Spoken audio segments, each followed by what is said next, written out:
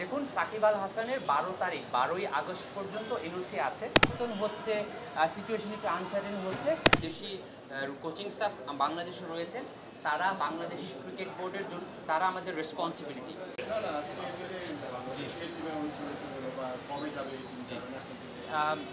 আজকে আমরা বাংলাদেশ এ টিমের প্র্যাকটিস শুরু করতে পেরেছি। পাকিস্তান ক্রিকেট বোর্ডের সাথে আমাদের কনস্ট্যান্ট যোগাযোগ হচ্ছে। আজকের আপডেট অনুযায়ী আমরা বিশ্বাস করি আমরা 9ই এপ্রিল ফ্লাই করতে পারবো। 9ই আগস্ট আমাদের 6ই আগস্ট যাওয়ার কথা ছিল। আমরা ওখানে 7ই আগস্ট পৌঁছাতাম। আমাদের 10 তারিখ থেকে খেলাটা হওয়ার কথা ছিল। এখন আজকের কমিউনিকেশন অনুযায়ী আমরা 9ই আগস্ট যাব, 10ই আগস্ট পৌঁছাবো এবং ইনশাল্লাহ 13ই আগস্ট থেকে আমরা আমাদের সিরিজটা শুরু করতে পারবো। এন্টায়ার সিরিজটা সেম থাকছে, খালি 3 দিন বডিলি শিফট করার জন্য আমরা রিকোয়েস্ট করেছি এবং পাকিস্তান থেকেও এখন পর্যন্ত আমরা পজিটিভ রেসপন্স পেয়েছি। আচ্ছা, আজকে আমরা আমাদের জন্য দেশের গত 2-3 দিনের অবস্থার পরিপ্রেক্ষিতে প্র্যাকটিস শুরু করাটা আমাদের জন্য সবার আগে সবচেয়ে বড় কনসার্ন ছিল। আমরা আলহামদুলিল্লাহ আমরা আজকে প্র্যাকটিস শুরু করতে পেরেছি এবং বিগত 3-4 দিনের দেশের সার্বিক পরিস্থিতির কারণে আমাদের ফ্যাসিলিটিসের কী অবস্থা ছিল সেটা আমরা বুঝতে পারছিলাম না, কারণ গ্রাউন্ডসম্যানরা রেগুলার কাজ করতে পারছিল না। সো আজকে আমরা এসে দেখেছি আমাদের সমস্ত ফ্যাসিলিটিস গ্রাউন্ডসম্যানরা রেডি রেখেছে। আজকে আমরা এ টিমের প্র্যাকটিস শুরু করতে পেরেছি এবং আমরা আশা করি আগামীকালকে হয়তো আমরা ন্যাশনাল টিমের রেগুলার যে প্র্যাকটিসটা সেটা ইনশাল্লাহ শুরু করতে পারবো। যথাসময়ে আমরা আমাদের মিডিয়া ডিপার্টমেন্টের মাধ্যমে আমাদের গণমাধ্যম যারা কর্মী রয়েছেন তাদের আমরা সেই মেসেজটা পৌঁছে দিতে পারবো ইনশাল্লাহ। আচ্ছা, বাংলাদেশ আর্মির যেই পেট্রোল টিমটা আছে এইটা গত 6 তারিখ থেকেই অলমোস্ট রেগুলারই সকালবেলা একটা পেট্রোল দিয়ে যায়। এটা তাদের রুটিন ওয়ার্ক। এটা সিকিউরিটি কোনো থ্রেটের জন্য না, তারা যেভাবে সারা দেশে পেট্রোলিংয়ের মাধ্যমে আমাদের আইনশৃঙ্খলা পরিস্থিতি বা সার্বিক পরিস্থিতি নিয়ন্ত্রণ করার চেষ্টা করছে সেটারই একটা অংশ এবং সেভাবেই আজকে প্রতিদিন সকালবেলায় আর্মি একবার এসে যায়। এবং যেহেতু গতকালকে বাংলাদেশ আনসার ও বিজিবিকে আইনশৃঙ্খলা পরিস্থিতি এবং ট্রাফিক পরিস্থিতি রক্ষা করার দায়িত্ব দেওয়া হয়েছে, আমাদের এইখানে যে আপনারা জানেন যে আমাদের আনসার বাহিনীর সদস্যরা বাংলাদেশ ক্রিকেট বোর্ডের নিরাপত্তার দায়িত্বে থাকে। তো তাদের সাথে দেখা করা, তাদের ইনস্ট্রাকশন দেওয়া এবং সার্বিক পরিস্থিতি দেখে যাওয়ার জন্যই তারা এসেছে। যেহেতু শেরে বাংলা ন্যাশনাল ক্রিকেট স্টেডিয়াম একটি জাতীয় গুরুত্বপূর্ণ প্রতিষ্ঠান, এটা তারা রুটিন ওয়ার্ক হিসেবেই করছে। গতকালকে বাংলাদেশ ক্রিকেট বোর্ডে অনেক মানুষ সমাগম করেছিল, প্লেয়াররাও ছিল যারা আতঙ্কিত ছিল। আমি নিজে কথা বলছি জাস্ট তাদের এই এত মুভমেন্টের জন্য। আর সামনের দিনগুলো দেখি ক্রিকেট আগে যেভাবে চলতো এভাবেই লক ফর আদার পিপল এরকম থাকবে নাকি যে কেউ ঢুকে যেতে পারবে ক্রিকেট বোর্ডে? না, আমাদের প্লেয়াররা তো অনেকেই ওই সিচুয়েশনে প্র্যাকটিস করেছে। আমরাও যারা ক্রিকেট বোর্ডের স্টাফ রয়েছে আমরাও সবাই রেগুলার অফিস করেছিলাম। এইটা এর বিগত সময়ে আমরা দেখেছি যখন ক্ষমতার পালাবদল হয়েছে এরকম হয়, বাট যারা রেগুলার স্টাফ আমরা সিচুয়েশন সম্পর্কে অবগত আছি। দেখুন, সমস্ত দেশেই কিন্তু পরিবেশটা একটু অস্থির ঠিক বলবো না, বাট পরিবর্তন হচ্ছে, সিচুয়েশন একটু আনসার্টেন হচ্ছে। আমরা আশা করি 2-1 দিনের মধ্যে সম্পূর্ণ দেশ যেমন স্বাভাবিক অবস্থায় ফিরে আসবে, স্বাভাবিকভাবে গতিতে চলবে, ক্রিকেট বোর্ডের অ্যাক্টিভিটিসও স্বাভাবিক গতিতেই চলবে।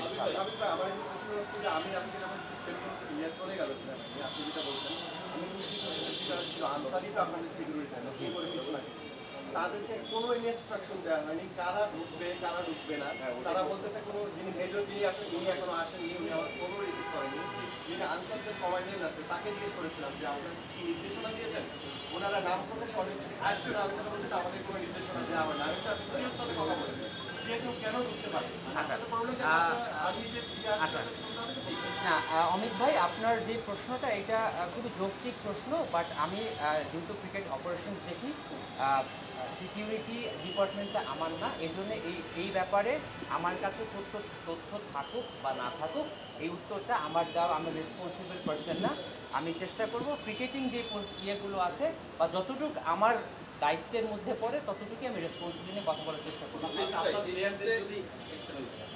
যদি আপনার কোনো মনে হয় যে এখানে প্র্যাকটিস করা নিরাপদ বোধ করছে না, জি। তখন আপনাদের ভূমিকা কী হবে? বাংলাদেশ ক্রিকেট অপারেশনস পক্ষ থেকে আমি গত 2-3 দিন না প্রত্যেক দিনই আমাদের প্লেয়ারদের সাথে কনস্ট্যান্ট কমিউনিকেশন হচ্ছে এবং আমি একদম দায়িত্ব নিয়ে বলতে চাই বাংলাদেশের প্লেয়াররা সবচেয়ে বেশি সেফ এবং সিকিউর ফিল করেন মাঠের মধ্যেই, কারণ বাংলাদেশের প্লেয়ারদের সেই বিশ্বাস, সেই ভরসা এবং সেই মানসিক শক্তিটা রয়েছে যে বাংলাদেশের মানুষ, আপামর জনগণ, whatever their political view is, Bangladesh cricket টিমকে তারা ভালোবাসে, বাংলাদেশ প্লেয়ারদের তারা ভালোবাসে এবং বাংলাদেশ ক্রিকেটে সবাই তাদের সাপোর্টে রয়েছে। তো বাংলাদেশের যারা প্লেয়ার রয়েছেন বিভিন্ন টিমের সাথে রিলেটিভ রয়েছেন, অনেক প্লেয়ার এই গত কয়েকদিনের মধ্যে ইন্ডিভিজুয়াল ট্রেনিংও করেছেন। আমরা এই মাঠের মানুষ, আমরা মাঠে সেফ সিকিউর ফিল করি এবং আমরা বিশ্বাস করি মাঠে কোনো ধরনের এখন পর্যন্ত কোনো সমস্যা নেই এবং হবে না। আমরা এটা না যে হ্যাঁ, তাদের জন্য এইটা কিছু হতে দেখুন, পারে, সেই জায়গাটা আপনারা- এইটা যেমন আমি যদি 6 তারিখের কথা বলি, পরিস্থিতি আরও অস্বাভাবিক ছিল। 7 তারিখে পরিস্থিতি আরেকটু রেগুলার হয়েছে, আজকে পরিস্থিতি আরেকটু রেগুলার হয়েছে, 2-1 দিনের মধ্যে পরিস্থিতি সম্পূর্ণ ঠিক হয়ে যাবে। দেখুন মাঝখানে তো 2-1 দিন কারো কাছে কোনো ধরনের ইনফরমেশন ছিল না, আস্তে আস্তে জিনিসটা স্ট্রাকচার্ড হচ্ছে, আমরা সবাই রেগুলার অফিস শুরু করেছি এবং এটা বিশ্বাস করি হয়তো কালকে থেকেই পরিস্থিতি আরও বেটার হয়ে যাবে। আতিক ভাই একটু আটটা ধরে। ভাই, আমরা যদি খেয়াল করি যে গতকালকে লোকজন এখানে ঢুকেছে এবং অনেক ক্রিকেটার স্ক্যাড ছিল পুরো সিচুয়েশনটা নিয়ে। আজকেও আমরা দেখেছি যে দলবল দিয়ে কিছু মানুষ ঢুকেছে, কে ঢুকেছে, কেন ঢুকেছে সেটা বিষয় না, ঢুকেছে। এখান থেকে ফুড পান্ডার গাড়িও ঢুকে, উবারের গাড়িও ঢুকে। কিন্তু আমরা যারা সংবাদকর্মী, আমরা যেখানে আপডেটটা বাংলাদেশ ক্রিকেটকে আমরা আসলে আগায় নেওয়ার চেষ্টা করি, আপনাদের সাথে আমাদের কোনো বিরোধ নাই। বিসিবির অ্যাটিটিউডটা আমাদের সাথে অনেকটা বাংলাদেশ ব্যাংক সেখানকার অর্থনৈতিক সাংবাদিকদের সাথে যেটা করে এরকমটা। এই আচরণটা কেন? এই আচরণটা কি সমর্থনযোগ্য? আপনি বলবেন আপনি ক্রিকেট অপারেশনসের দায়িত্বে, আপনি এটা উত্তর এখন চাইলেও দিতে পারবেন না। নট বিং টেকনিক্যাল, এটা কেন হচ্ছে নাম্বার 1, এই জিনিসটা থেকে আপনারা কি বের হবেন কিনা? বাংলাদেশ ব্যাংক বের হয়েছে, সাংবাদিকরা অবাধ প্রবেশ করতে পারে। ক্রিকেট বোর্ডে গতকালকে যারা ঢুকেছে তারা বলেছে যেখানটায় দুর্নীতি হয়, স্বজনপ্রীতি হয়। ক্রিকেটাররা স্ট্যাটাস দিয়েছে যে এখানে অনেক ধরনের কর্মকাণ্ড হয় যেটা সমর্থনযোগ্য না। সেই জিনিসগুলো কি আসলেই হয় যে কারণে আমরা ঢুকতে পারি? রিয়াসত ভাই, আপনার প্রশ্নগুলো একটা প্রশ্ন থেকে অনেকগুলো প্রশ্ন আপনি জিজ্ঞেস করেন, না আপনার প্রশ্ন উত্তর দিব। বাংলাদেশের লিডারের একটা হচ্ছে যে সিকিউরিটি আপনাদের আসার ব্যাপারে জিজ্ঞেস করবেন, প্রশ্নটা একটু ইজি করে করলে আমার জন্য উত্তরটা হয়ে যাবে। আমরা কেন ঢুকতে পারি না? পৃথিবীর সবাই ঢুকতে পারে এই গেট দিয়ে, সমস্যাটা হচ্ছে As an example, আমি জি, আমি 12-14 বছর ধরে ক্রিকেট প্লে করি, আজকে আমার উমারটা এখানে দাঁড়িয়েছে, তার জন্য আমি এই গেটে ওই দিকে চলে যাবো, সিকিউরিটি আমাকে দাঁড়াবে। আপনাদের জন্য ওই গেট আছে, এই গেটের কারণে সিকিউরিটি তো অন্য কাউকে দাঁড় করে না, সাংবাদিকের ভূমিকা তো সমস্যা করছে না। মানুষ আছে তাদের তো, বাট সাংবাদিক কি আছে? না সাংবাদিকের মাইক্রোফোনে কেন ভয় পাবে? মানে সাংবাদিক না দেখুন, as far age I know, আমি যতটুকু দেখতে পাচ্ছি, আমার মনে হয় আমার পরিচিত অপরিচিত সবাই আপনারা রয়েছেন। দেখুন বিগত সময়ে বিভিন্ন সময়ে পজিটিভ হোক নেগেটিভ হোক অনেকের সবারই তো পাওয়া না পাওয়ার ব্যাপার আছে। নো ওয়ান ইজ পারফেক্ট, ঠিক আছে, বাট আমরা সবসময় চেষ্টা করি নিজেদেরকে শুধরে নিয়ে বা নিজেদের অবস্থানগুলোকে আরও ইমপ্রুভ করার। এই কালচার চেঞ্জ হবে ভাইয়া? দেখুন আমি সেই ব্যাপারে আমি যেটা বললাম স্পেসিফিক্যালি আমি ক্রিকেট সংক্রান্ত উত্তরগুলো দেওয়ার আমি রেসপন্সিবল, সেটার উত্তর আমি দিতে পারবো। কালচারের যে ব্যাপারটা সেটা সিকিউরিটি ডিপার্টমেন্ট আছেন এবং আমার সিনিয়র কলিগরা রয়েছেন, তারা বলতে পারবেন। আমি স্পেসিফিক্যালি আমাকে যদি ক্রিকেট খেলা নিয়ে, প্লেয়ারদের অবস্থা নিয়ে, প্র্যাকটিস ট্যুর নিয়ে প্রশ্ন করেন, সেটা আমি দায়িত্ব নিয়ে উত্তর সেই দিতে জায়গা পারবো। থেকে আপনার দায়িত্ব নিয়ে আমি উত্তর চাচ্ছি যে সাকিব আল হাসান কবে বাংলাদেশে পা রাখবেন? যেহেতু সাকিব আল হাসান ক্রিকেট অপারেশনসের অধীনে চুক্তিবদ্ধ ক্রিকেটার, আপনি কি মনে করেন যে সাকিব আল হাসান এই মুহূর্তের যে পরিস্থিতি সেই অনুযায়ী বাংলাদেশ ক্রিকেট বোর্ডকে তার জন্য এক্সট্রা সিকিউরিটি এনশিওর করা দরকার? দেখুন সাকিব আল হাসানের 12ই আগস্ট পর্যন্ত এনওসি আছে। 12ই আগস্ট পর্যন্ত কিন্তু এনওসি আছে। 13ই আগস্ট তার দেশে আসার কথা বা আমাদের কাছে রিপোর্ট করার কথা। সো যেহেতু 12 তারিখ, আজকে হচ্ছে গিয়ে 7ই আগস্ট, তার আরও 2-3টা খেলা রয়েছে, আমরা তাদের সাথে যোগাযোগ করব এবং তার প্ল্যানটা জানার চেষ্টা করব। প্লাস যেহেতু নিরাপত্তা না, নিরাপত্তা তো ব্যাপার রয়েছে, এটা শুধু সাকিব আল হাসান বলে কথা না, আপনারও নিরাপত্তার ব্যাপার রয়েছে, এখানে আমার সিনিয়র ভাইদের নিরাপত্তার ব্যাপার রয়েছে। না না না না, সাকিব আল হাসান এখন একজন ক্রিকেটার, তার গতকালকে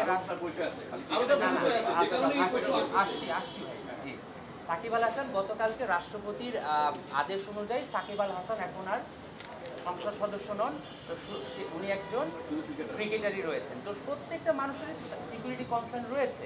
তো আমরা যেহেতু 12ই আগস্ট পর্যন্ত এনওসি রয়েছে, তারপরে তার বাংলাদেশ ক্রিকেট টিমে জয়েন করার কথা। বাংলাদেশ ক্রিকেট বোর্ডের সিলেকশন প্যানেল এখন পর্যন্ত কিন্তু বাংলাদেশ পাকিস্তানের জন্য দল ঘোষণা করেনি। বাংলাদেশের জন্য যখন ওনারা দল ঘোষণা করবেন, সে যদি টিমে থাকে তখন একরকম, সে যদি টিমে না থাকে তখন তো তার এনওসিটা কাজে লাগছে না। সাকিব আল হাসান টিমে থাকবে না এরকম চিন্তা ভাবনা কেন আসছে আবিদ ভাই? সাকিব যখন এভেলেবেল থাকেন, জালাল ভাই বলেছেন Shakib available to play the Pakistan. না এখন এই প্রশ্নটা রিয়াসাত ভাই, একটা প্রশ্ন হচ্ছে গিয়ে সাকিব আল হাসান অ্যাভেলেবেল আছেন কি না, একটা প্রশ্ন হচ্ছে কি উনি অ্যাভেলেবেল আছেন কি না, আরেকটা প্রশ্ন হচ্ছে কি উনি সিলেক্টেড হচ্ছেন কি না। কেন হবে না? মানে এটা তো আগে কখনো হয়নি। আমি জানি না আপনার ইস্যু না। না সেটাই বললাম যে একটা হচ্ছে কি উনি টিমে আছেন কি না, আরেকটা হচ্ছে উনি অ্যাভেলেবেল কিছু না। আমার মনে হয় শাব্দিক পার্থক্যটা আমরা সবাই বুঝি। সো ওইটার উপর ডিপেন্ড করে আমরা আমাদের যে অ্যাক্টিভিটিসগুলো আছে সেভাবে পরিচালনা করব।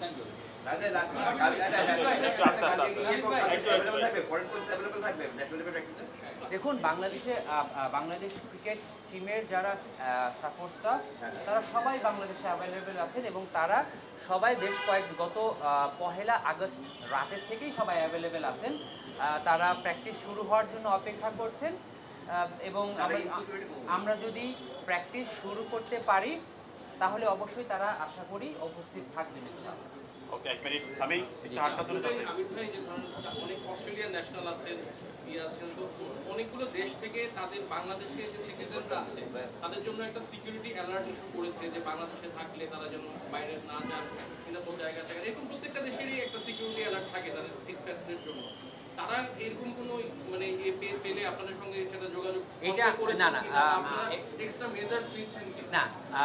অবশ্যই। প্রথমত তারা আমাদের যারা বাংলাদেশি বিদেশি কোচিং স্টাফ বাংলাদেশে রয়েছেন, তারা বাংলাদেশ ক্রিকেট বোর্ডের জন্য তারা আমাদের রেসপন্সিবিলিটি। তাদের ফ্রি মুভমেন্ট, সিকিউরিটি ওয়াইল দেয়ার ট্রেনিং, এটা আমাদের ডেফিনেটলি টপ প্রায়োরিটি। পাশাপাশি তারা যেই দেশের ন্যাশনাল হিসাবে এসে রয়েছেন, তাদের যেই হাই কমিশন বা এমবিসি রয়েছে, তারাও কিন্তু তাদের জন্য রেসপন্সিবল। আমরা একটা প্রপার সমন্বয় করেই আমরা আমাদের অ্যাক্টিভিটিসগুলো করব এবং অবশ্যই আমাদের জন্য নাম্বার 1 প্রায়োরিটি হচ্ছে গিয়ে বাংলাদেশ ক্রিকেট টিমের যেমন প্র্যাকটিসটা শুরু করা এবং ওভারঅল সবার সিকিউরিটিটাও আমাদের জন্য কনসার্ন। তো আমরা ওইভাবে সমন্বয় করেই ডিসিশনটা নিব ইনশাআল্লাহ। নাফিস ভাই, অনেককেই দেখছি যে গ্র্যান্ড স্ট্যান্ডের ওইখানে ঘোরাঘুরি করছে, প্রায় 20, 30, 40, 50 জন মানুষ। তো এত মানুষ যখন প্র্যাকটিসের কাছাকাছি ঘোরাফেরা করে, অনেকে আমি জানি প্লেয়ারদের তারা ডাকাডাকিও করে, সেটা প্লেয়ারদের জন্য প্রাইভেসি ব্রিজ করতে পারে কিনা বা করছে অলমোস্ট। তো আপনাদেরকে তারা কোনো ওরকম জানিয়েছে কিনা প্লেয়াররা? না, প্লেয়াররা দে আর ভেরি হ্যাপি, আলহামদুলিল্লাহ প্লেয়াররা খুবই হ্যাপি। যেমন আজকে তাসকিনও, আজকে তার শিডিউল ট্রেনিং ছিল না by he came by himself, কারণ ওর যেই পার্সোনাল ওয়ার্কলোডের ম্যানেজমেন্টের যে কাজগুলো ছিল সে করতে এসেছে। আমরা প্লেয়াররা তাদের সাথে কথা বলে বা কোচিং স্টাফদের সাথে কথা বলে, ইভেন আমরা যারা এখন কর্মকর্তা হিসাবে বোর্ডে মানে কর্মচারী হিসেবে বোর্ডে রয়েছি, আমরা সবাই দ্রুততম সময়ে স্বাভাবিক জীবনে ফিরে আসতে পারছি এবং পেতে চাই। সব দে আর ভেরি হ্যাপি এবং যেটা রুটিন যেভাবে আমার প্রশ্ন ছিল যে অনেক লোক হচ্ছে একদম গ্র্যান্ড স্ট্যান্ড পর্যন্ত। দেখুন, এরকম অনেক লোক তো এখন অনেক বাসা, আমি যেটা বলতে চাচ্ছি যে দেশের পরিবেশ অবশ্যই সময়ের সাথে সাথে স্বাভাবিক হয়ে আসবে। এমন না যে বাংলাদেশ ক্রিকেট বোর্ড, আমরা তো দেশের বাইরে না, এলিয়েনেটেড না, আমরা সময়ের সাথে সাথে আমরা মনে করি যে সিচুয়েশনটা কনসার্ন হয়ে যাবে। আজকে হয়তো 40 জন হচ্ছে, কালকে হয়তো 5 জন থাকবে, হয়তো 2-3 দিন পর থেকে স্বাভাবিকভাবেই রুটিন সিচুয়েশন চলতে পারে। আমার একটু সহজ একটা প্রশ্ন, একদম সহজ, যেটা সাকিব আল হাসান নির্বাচিত হবে